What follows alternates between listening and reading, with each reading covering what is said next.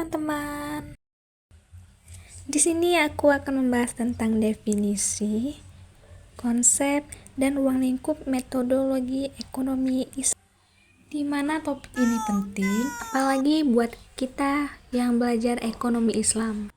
Karena sering muncul pertanyaan, seperti apa sih ekonomi Islam itu? Terus gimana sih bedanya dengan ekonomi konvensional? Nah, supaya kalian gak bingung lagi, di video kali ini aku akan bahas mulai dari definisinya dulu, terus masuk ke konsep, lanjut ke ruang lingkup metodologi ekonomi Islam. Jadi, pastiin kalian nonton sampai akhir ya. Jadi, secara sederhana, metodologi ekonomi Islam sebagai berikut. Metodologi ekonomi Islam itu adalah cara atau pendekatan yang digunakan untuk menganalisis, memecahkan masalah ekonomi berdasarkan nilai-nilai Islam.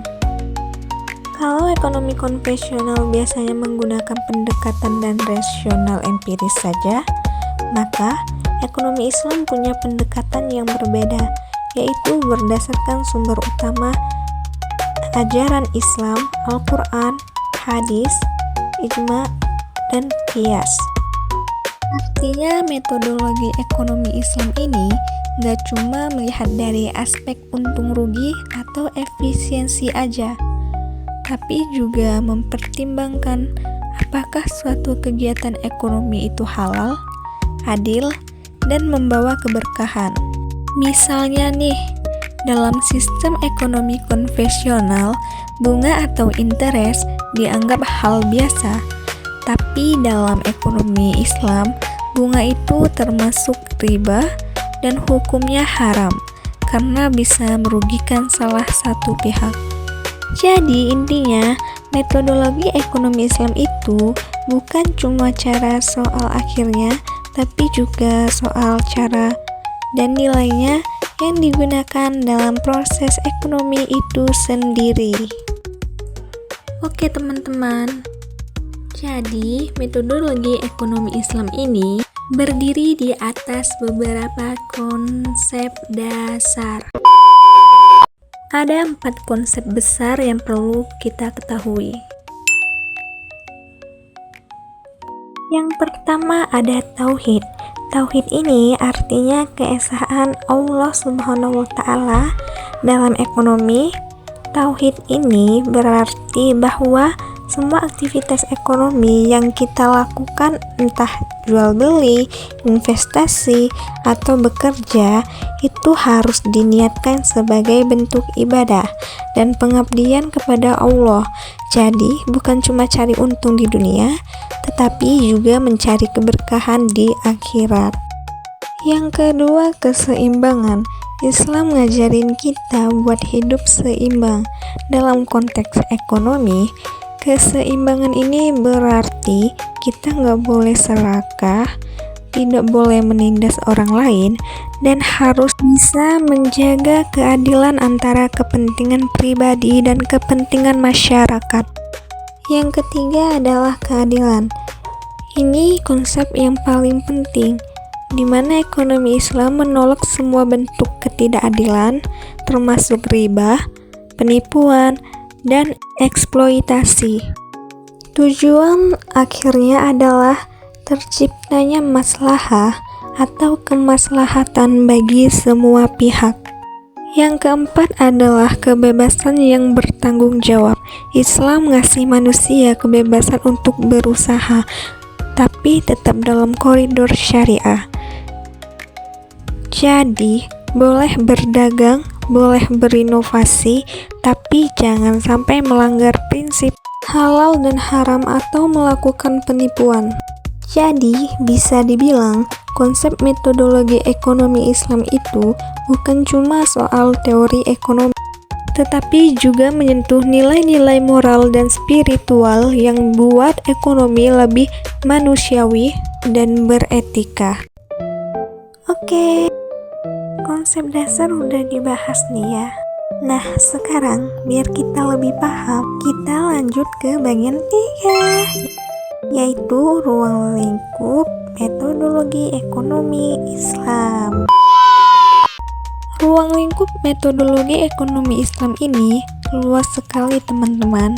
Dia tidak cuma ngomongin soal keuangan, tetapi juga mencakup seluruh aspek kehidupan ekonomi manusia, mulai dari prinsip teori sampai ke praktiknya. Secara umum, ruang lingkupnya bisa dibagi menjadi 3 bagian utama, yaitu normatif, teoritis, dan praktis. Baik, di sini aku akan jelasin dulu yang normatif. Ruang lingkup normatif ini berisi nilai-nilai dasar dan prinsip-prinsip Islam, seperti larangan riba, kewajiban zakat, prinsip keadilan, serta semangat menolong atau ta'awun. Bagian ini tuh kayak fondasi moral dari ekonomi Islam. Selanjutnya yang kedua ada ruang lingkup teoritis. Di ruang lingkup teoritis, di sini kita ngomongin tentang teori-teori ekonomi yang dikembangkan dari pandangan Islam. Misalnya teori distribusi kekayaan yang adil, teori konsumsi yang beretika, dan teori produksi yang bertujuan mencapai kemaslahatan, bukan hanya untuk keuntungan. Dan yang ketiga ada ruang lingkup praktis. Ini yang paling kelihatan di kehidupan sehari-hari.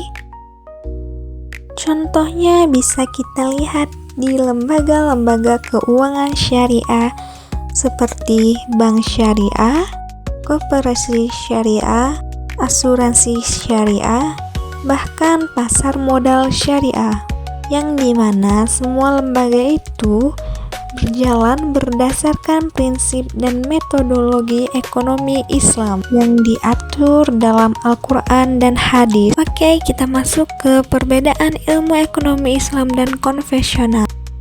Ciri utama ilmu ekonomi membahas bagaimana manusia membuat pilihan dalam mengalokasikan sumber daya yang langka untuk memenuhi kebutuhan. Ekonomi konvensional menekankan efisiensi, pengambilan keputusan rasional, serta menjawab what, how, dan for whom dalam produksi dan distribusi demi mencapai kesejahteraan materi. Sementara itu, ekonomi Islam berfokus pada pengalokasian sumber daya yang sesuai syariah, menekankan makosyid, keadilan, dan falah, serta mempelajari perilaku individu agar keputusan ekonominya menjaga nilai agama dan membawa kebahagiaan dunia akhirat. Nah, sekarang kita udah bahas semua bagian pentingnya. Terakhir, yuk kita simpulkan biar lebih mudah diingat. Oke, jadi kesimpulannya, metodologi ekonomi Islam itu cara berpikir dan bertindak dalam ekonomi berdasarkan ajaran Islam, di mana konsep dasarnya ada tauhid, keadilan, keseimbangan, dan tanggung jawab. Ruang lingkupnya meliputi nilai-nilai dasar, teori ekonomi Islam, dan penerapan praktis. Bedanya dengan ekonomi konvensional, ekonomi Islam fokus pada etika, nilai spiritual, dan tujuannya bukan cuma profit, tetapi juga kemaslahatan umat. Baiklah teman-teman, demikianlah video penjelasan materi saya tentang definisi, konsep, dan ruang lingkup metodologi ekonomi Islam. Semoga penjelasan ini bisa bermanfaat untuk kita semua.